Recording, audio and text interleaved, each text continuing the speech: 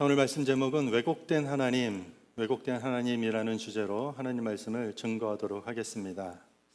저희가 읽은 오늘의 본문은 잘 알려진 바벨탑 사건의 이야기입니다. 아마도 익숙한 이야기로 우리가 잘 알고 있습니다. 내용이 이렇습니다. 온 땅에 언어가 하나였을 당시입니다. 그리고 사람들이 시날 평야라는 그 평지에 정착을 합니다. 시날 평지는 고대 메소포타미아 지역의 바벨론의 수메르 평원을 뜻하는 단어입니다. 거기서 벽돌을 만들어서 성읍과 탑을 세우기 시작합니다. 그리고 탑의 꼭대기가 마치 하늘에 닿을 정도로 높게 세워서 자신들의 이름을 널리 알리고자 합니다. 그렇게 해서 온 지면에 흩어지는 것을 면하고자 그들이 계획합니다. 그런데 하나님께서 그들이 하고자 하는 일을 막으십니다.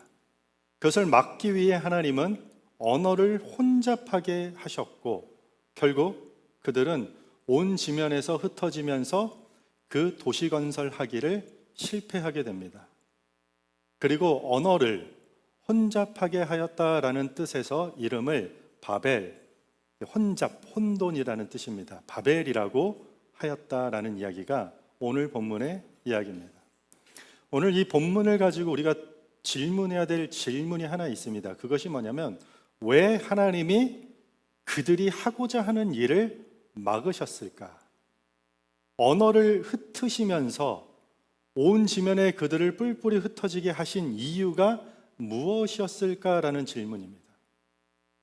이 본문을 여러 번 들어보셨던 분들에게 익숙한 내용이 있을 것입니다.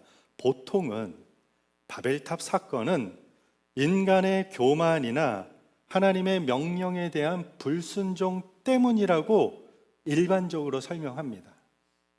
탑을 하늘에 닿을 만큼 세우고 자신의 이름을 낸다라는 것은 알리는 것이요, 떨치는 것이요. 자신의 이름을 내는 것은 하늘만큼 높아져서 자기 이름을 드러내려고 하는 교만함 때문이라고 생각합니다. 그런데 사실 고대 사람들은 후손에게 유산을 남기듯이 자기 이름을 알렸습니다. 실제로 여기서 말하는 이 이름을 낸다라는 뜻은 명예와 존경받을 만한 명성을 나타내는 표현이에요. 단지 이름을 내는 것만으로 우리가 이 본문에 교만이라고 단정 짓기는 사실 매우 어렵다라는 것입니다. 뿐만 아니라 그들은 온 땅에 흩어지는 것을 피하려고 했다고 성경이 기록합니다. 어떤 사람들은 이 내용을 보고 하나님께서 창조하신 후에 인간에게 하신 명령이 있죠. 생육하고 번성하여 땅에 충만하라라는 그 하나님의 명령에 대한 불순종이다 라고 지적을 합니다. 그러나 사실 이 문자 그대로 보면은요, 이 사람들은 흩어지지 않으려고 한 것이지 성경 어디에도 생육하거나 번성하여 땅에 충만하는 것을 거부한 내용은 없습니다. 그리고 실제 우리가 땅에 충만해지는 것은 충만하게 되는 방법은 흩어짐이 아니라 생육하고 번성해서 충만해지는 것입니다. 그래서 우리가 이 땅에 충만해진다, 하나님의 자녀들이 이 땅에 충만해진다라는 것은 어떤 뿔뿔이 흩어져서 충만해져야 된다라는 의무라기보다는 우리가 하나님으로부터 받게 되는 일종의 특권이라는 것입니다. 요지가 이렇습니다. 이 바벨탑 이야기는 자신의 이름을 만천하에 떨치겠다라는 인간의 교만함으로 지적하는 것으로만은 단정짓기가 어렵습니다. 그리고 지면에 흩어지는 것을 피한다고 해서 마치 하나님의 명령, 생육하고 번성하고 땅에 충만하라는 그 하나님의 명령에까지 불순종한 문제로 삼기에는 설득력 자체가 부족합니다. 물론 우리는 하나님의 자리에까지 올라서려는 교만함 경계해야 되겠죠. 뿐만 아니라 하나님의 명령에 대한 불순종도 멀리 해야 되는 것은 당연해요.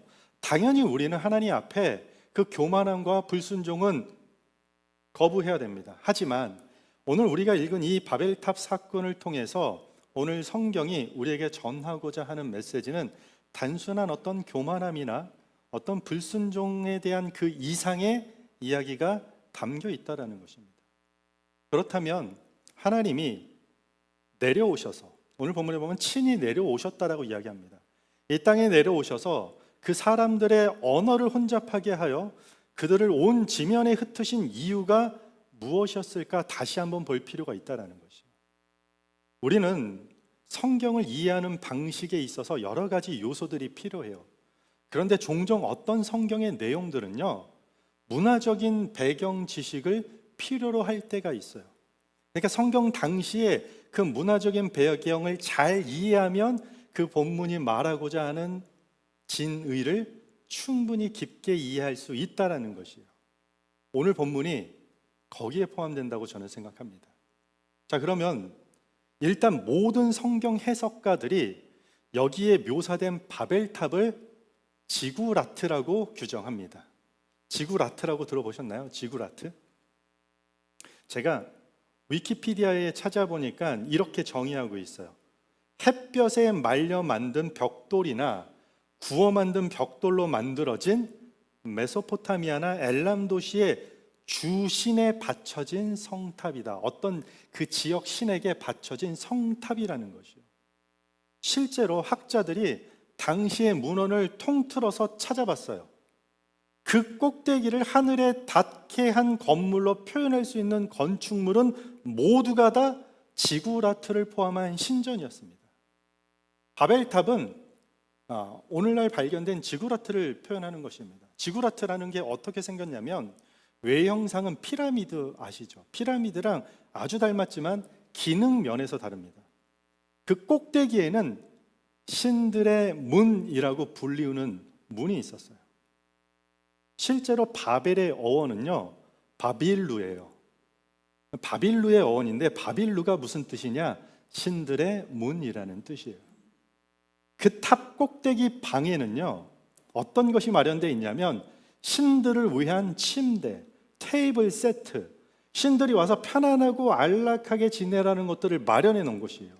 그리고 그 신들의 문을 통해서 신들이 그 건물의 신전으로 내려와서 백성들로부터 경배를 받고 그들에게 복을 주기에 편리하도록 계획된 것이 바벨탑이고 지구라트라는 것이에요.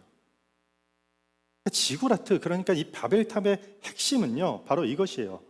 사람이 신이 있는 하늘로 올라가기 위해 만들어진 것이 아니라 신이 하늘로부터 사람들에게 내려오기 위해서 인간들이 만들었다는 것이에요. 그리고 그 탑은 신이 예배를 받으러 신전으로 당당하게 내려올 수 있도록 일종의 편의시설을 제공했다라는 생각에서 만들어진 것이요. 바로 바벨탑의 문제는 이게 문제였던 것이에요.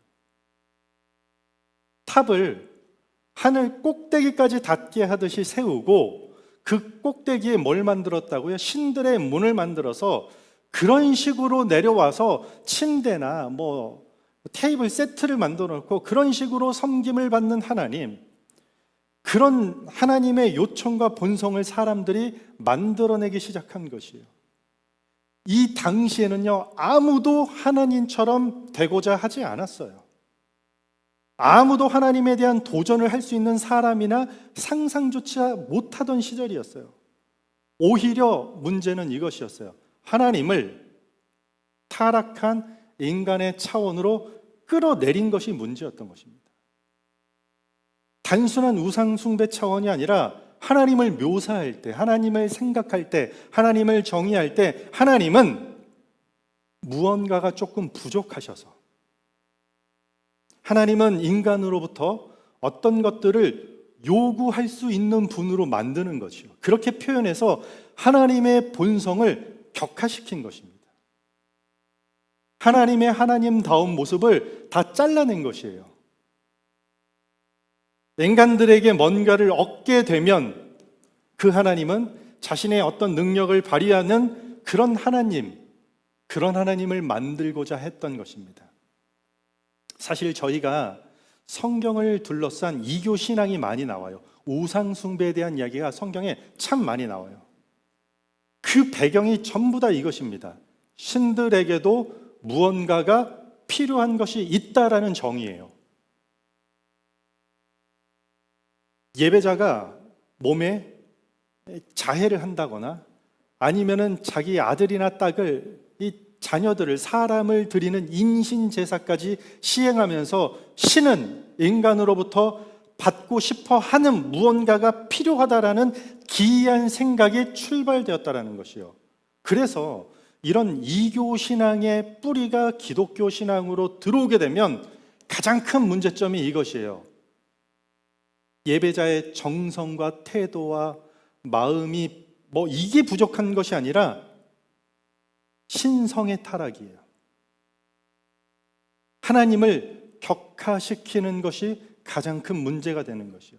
하나님의 사랑의 성품, 하나님의 초월성, 전지전능하신 하나님, 온 우주 만물을 창조하시고 온전하신 하나님, 그분이 주관하시는 자율성과 같은 그런 모든 하나님의 성품과 하나님의 위대하심을 인간과 별반 다를 바 없는 것들로 구분지어 버린 것입니다. 단지 단 하나, 그냥 능력적인 면에서만, 능력에서만은 인간보다는, 인간에 비해서는 좀 더 뛰어나다고 규정한 것이에요. 그저 하나님은 우리보다 능력이 조금 뛰어난 분인 것이에요. 그래서 원하는 게 있다면 하나님께 부탁하면 된다라는 종교 형태를 띠게 된 것이에요. 단 하나님이 부족해 하시는 것, 하나님이 얻고자 하는 필요를 인간이 채워주면 우리는 그 하나님의 능력의 도움도 얻을 수 있다는 일종의 상당히 종교적 거래적인 개념이 들어온 것이에요. 실제로 이런 풍조는요, 이 바벨탑 사건 시대뿐만이 아니라 구약의 모든 시간들을 초월해 가면서 각 나라와 민족 사이에 이 형태를 띠게 돼요. 그리고 신약의 그리스 로마가 지배하던 고전주의 시대에도 이것이 계속 이어집니다. 그래서 역사서를 보면요, 그런 말들이 길거리에 쉽게 울려 퍼지는 말들이 있었어요. 신들이 지나치게 약해져서 이제는 사람들이 그들의 신을 버렸다라는 말이 그리스 로마 사회에 공공연하게 돌아다닐 정도였습니다.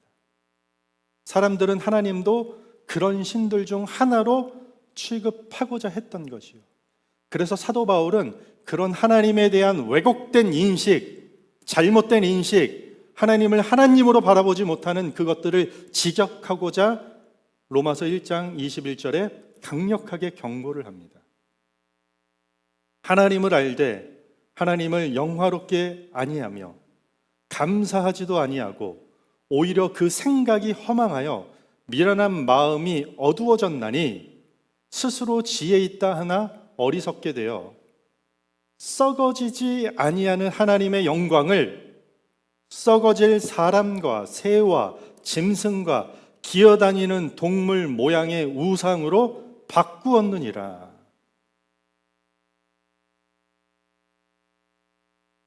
바벨탑에서 드러난 이 죄의 형태가 그대로 로마 사회까지 이어지고, 사실 이런 비틀어진 신앙의 유형은 오늘 21세기에도 여전히 있다는 것이요. 밴쿠버에 원주민들이 만들어 놓은 토템폴 여러분들 보셨나요? 공원에 가면 많이 있죠. 토템폴은 어떤 동물이나 자연물 속에 신적인 스피릿이 들어있다라는 전제를 두고 기원하는 게 있어요. 그 형상을 세워놓고 우리 부족의 정체성과 복을 기원하는 것이에요. 신적 존재를 자기 부족의 세계 안으로 끌어내리려고 조작하는 종교적 시도라는 것이에요. 하나님을 사람과 새와 짐승과 기어다니는 동물 모양의 우상으로 바꾸는 것이죠. 하나님을 돈과 명예와 세속적인 성공의 형태로 바꾸는 것입니다. 우상 숭배는요, 어떤 다른 종교적 신념에서 출발한 게 아니에요. 어쩌면 오늘 본문이 아마 그 우상 숭배의 출발의 근원지예요. 적어도 인간 마음속에 있는 하나님에 대한 왜곡에서 출발했다라는 것이요. 모두가 채우고자, 모두가 찾고자, 모두가 갈망하고자 하는 그 하나님을 왜곡되게 인식한 후로부터 인간은 잡다한 우상들을 만들어놔요.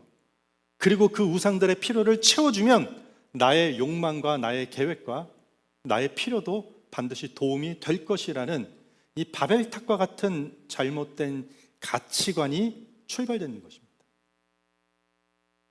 바벨탑은 하나님의 왜곡된 인식을 인간의 이기심으로 제도화하려고 했던 것입니다. 하나님이 내려와서 자신들이 신들의 문이라고 한 그 탑 꼭대기층으로 내려와서 축복을 내릴 수 있도록 만든 건물이었습니다. 그래서 바벨탑은 하나님의 본질을 변질시키려고 했던 죄악이었던 것이에요. 하나님의 하나님다운 것들을 손상시키려는 죄악이었던 것입니다. 물론 오늘날 우리는 이러한 높은 바벨탑을 건설하고 있지는 않습니다. 그러나 만약 우리가 하나님을 제한된 분으로 본다면 그것은 바벨탑을 세우는 것과 동일한 것입니다. 하나님은 우리의 정성과 노력과 재능을 너무 간절히 필요로 해서 우리가 그것들을 고스란히 잘 갖다 바치면 우리가 원하는 때에 우리가 좀 원하는 것을 얻어낼 수 있다고 믿는 신앙이 있다면 그것은 바벨탑 신앙이에요.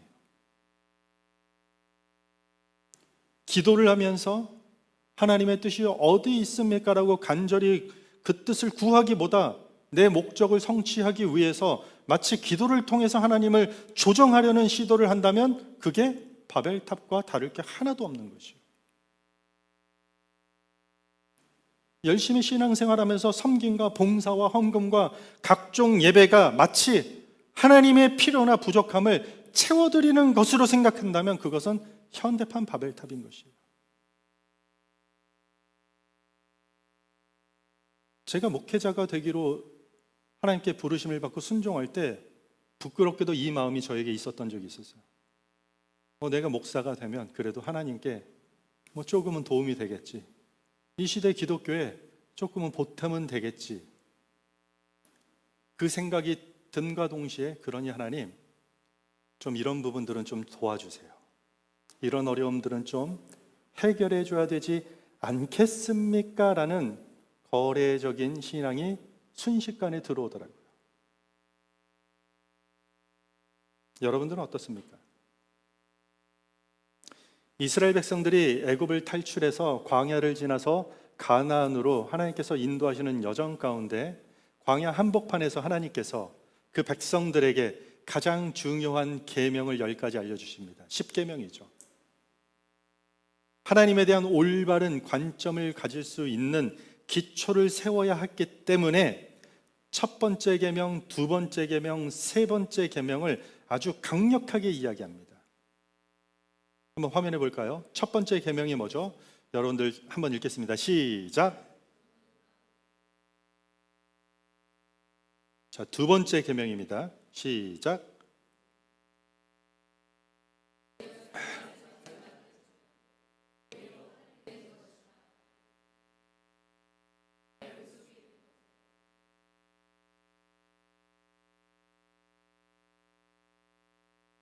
세 번째 계명입니다. 시작. 아멘. 훗날 이스라엘 백성들에게 이러한 계명의 세 가지가 강력하게 각인되어야 되는 이유 중에 큰 배경은 창세기 11장이 배경이 된다고 해도 과언이 아닙니다. 가장 우선되는 세 가지 계명 모두 하나님에 대한 왜곡된 인식과 가치관을 바로 잡아야 되는 것이었습니다. 하나님이 누구신가? 하나님이 어떤 분이신가? 바벨탑을 세우는 자들은 하나님을 그저 잘 모셔서 섬겨주면 인간의 요구를 들어줘서 번성하여서 자신들의 이름이 온 천하에 널리 퍼질 것이라고 믿었어요. 단순히 자기 이름을 알리려고 했던 것이 아니라 하나님을 격화시키면서 인간의 세계까지 끌어내리면서, 하나님은 부족한 것도 많고 필요로 하는 것도 많고 이것도 해야 되고 저것도 받아야 되는 그런 분으로 격화시키고 그분과의 관계를 악용하여서 인간의 이름을 알리려 했다라는 것이에요. 가장 큰 문제는 하나님을 손상시키는 것이에요. 손상할 수 없고 훼손시킬 수 없고 격화시킬 수 없는 하나님을 끌어내리려는 시도를 했다라는 것이에요. 우리가 거룩한 예배, 거룩한 삶을 만드는 것은 하나님의 이름을 위대하게 하는 것이지 하나님의 이름을 이용해서 우리 이름을 위대하게 하는 것이 아니에요. 하나님의 뜻이 이루어지게 하옵소서라고 기도했잖아요. 그런데 우리 뜻을 이루려고 할 때가 있잖아요. 하나님의 나라가 임하는 것이 우리 나라가 임하는 것이 아니에요.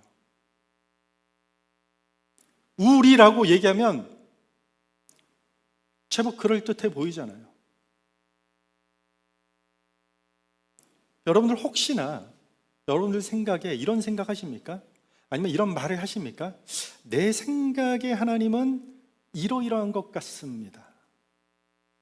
저는 하나님은 이러한 분이라고 믿습니다.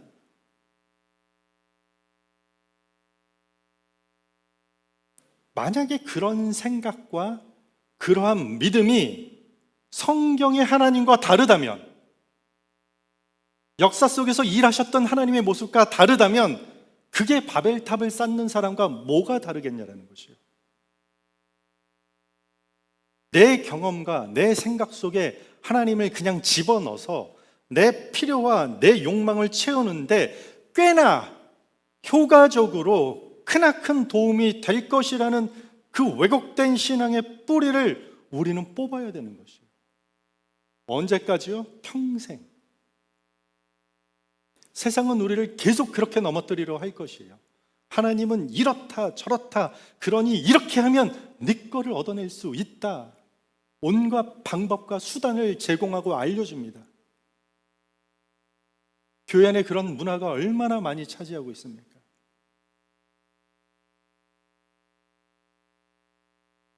제 예전 교회에 새벽에 출근을 하셔야 되는, 아침 일찍 출근을 하셔야 되는 안수 집사님이 계셨는데 새벽 기도를 못 가요.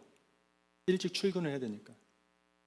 장로회 후보에 오르지 못하는 이유가 어떻게 장로가 새벽 기도를 출석 못하느냐? 대한민국에만 있는 새벽 기도 제도 못했다고 해서.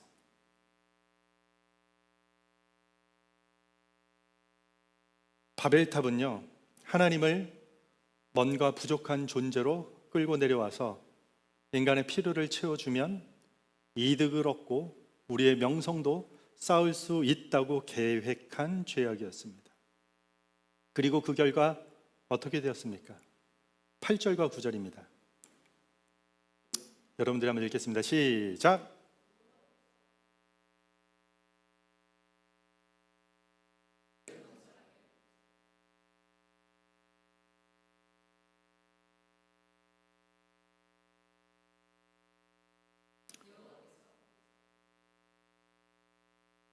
하나님께서 언어를 뒤섞어서 사람들이 그런 도시 건설하기를 그쳤습니다. 겉으로는 혼란입니다. 바벨, 혼돈입니다. 그런데 실제로는 왜곡된 신앙에 대한 하나님의 긴급 제동이었던 것이죠. 탑을 세우는 일은 멈췄고 사람들은 뿔뿔이 흩어졌습니다. 언어가 통하지 않았기 때문에. 그래서 해외 나와서 영어로 고민하는 분들이 이 사건을 원망하기도 하죠. 그때 그렇지 않았더라면 우리가 한 언어로. 이 사건 이후에 성경을 여러분들 성경책을 가지신 분들 한번 보세요. 12장의 이야기가 아브라함을 부르시는 이야기로 시작됩니다. 노아 후손의 자손의 족보 이야기가 끝나고 바로 이야기가 이어지는 내용은 아브라함 이야기예요. 얼마나 연계성이 있냐면요, 하나님을 끌어내려서 조종하여서 자신들의 이름을 떨치려 했던 시도가 물거품이 되고, 이제 12장에 하나님께서는 직접 우상 만드는 집의 아들 아브라함을 찾아가 직접 부르셔서 하나님이 그의 이름을 창대하겠다라고 하면서 아브라함을 부르십니다. 그리고 이렇게 명령합니다. 네 고향과 본토, 친척, 아비 집을 떠나 내가 네게 보여줄 땅으로 가라. 흩어진 자들을 향해 하나님이 아브라함을 보내신 것입니다. 하나님의 흩으심은 심판이 아니라 아브라함이라는 하나님의 부르심에 순종하고 한 걸음을 내걷는 그 한 사람을 통해 모든 민족이 복을 받는 길이 열린 것입니다. 그리고 그 한 사람은 훗날 예수 그리스도를 대표하는 예표하는 인물로 등장하는 것이죠. 실제로 훗날 사람이 조정할 수도 없고 사람이 필요로 하는 것과는 완전히 상반된 방식과 모습으로 예수 그리스도가 이 땅에 직접 내려오셔서 십자가를 통해서 우리의 구원을 성취하셨습니다. 인간의 탑이 아닌 십자가를 통해 그 길을 열어놓으신 것입니다. 신들의 문을 통해서 오기를 기대했던 인간들의 염원대로 그것들을 이루어진 것이 아니라 십자가를 통해서 그 은혜의 문이 열린 것입니다. 바벨탑은 하나님을 내려오게 하려고 했던 인간의 종교의 왜곡이었던 것입니다. 그러나 하나님은 그 탑의 통로로 내려오지 않았습니다.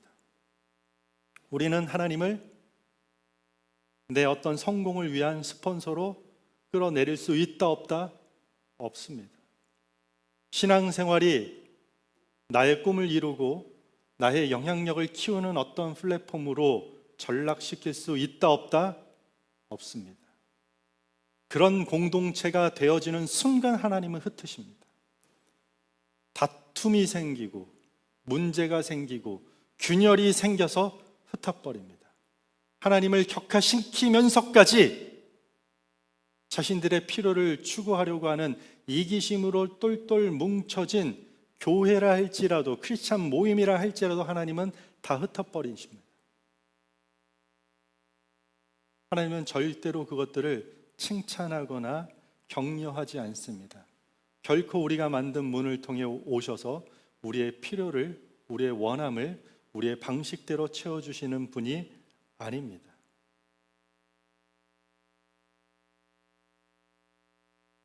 신앙은 어떤 거래나 조건이 아니라 사랑과 은혜입니다. 하나님의 사랑과 은혜가 우리 신앙의 가장 탄탄한 반석이 되는 것입니다. 하나님은 인간이 만든 탑이 아닌 십자가를 통해서 스스로 내려오셨습니다. 스스로 그 길을 가셨고 스스로 그 죽음을 선택하셨고 스스로 그 죽음 가운데서 부활하셨습니다. 우리의 생각과 우리의 방식을 뛰어넘는 다른 이야기입니다. 그러니 우리는 무너질 탑, 썩어지고 사라질 것들을 쌓느라 애쓰는데 시간 낭비하면 안 됩니다. 내 이름보다 하나님의 이름을 위해 기도하시기 바랍니다. 우리가 드리는 예배와 여러분들의 기도를 거래해서 감사로 바꾸셔야 됩니다. 일터, 학교, 가정에서 우리는 흩어짐의 사명을 품고 있습니다. 거기서 그 자리에서 거룩한 영향력을 흘러내 보내시기 바랍니다. 말씀을 마무리하겠습니다. 이 땅에 내려오셔서 영원한 구원의 길로 인도하신 예수 그리스도를 높이는 삶이 되시기 바랍니다. 그 삶의 여정 가운데 우리 이름은 잘 드러내지 못할지라도 내가 선호하는 어떤 자리, 내가 꿈꾸고 희망하는 그 자리에 앉아서 안정된 어떤 머무름이 허락되지 못한다 할지라도 우리는 구름같이 허다한 증인의 한 사람이 되어서 하나님이 부르신 곳으로 나아가서 그분의 이름을 높이고 그분의 영광을 드러내는 그 영원한 그 영광에 참여할 수 있을 것입니다. 그러한 복된 한 주, 그러한 성도와 교회 되기를 주님의 이름으로 축복합니다.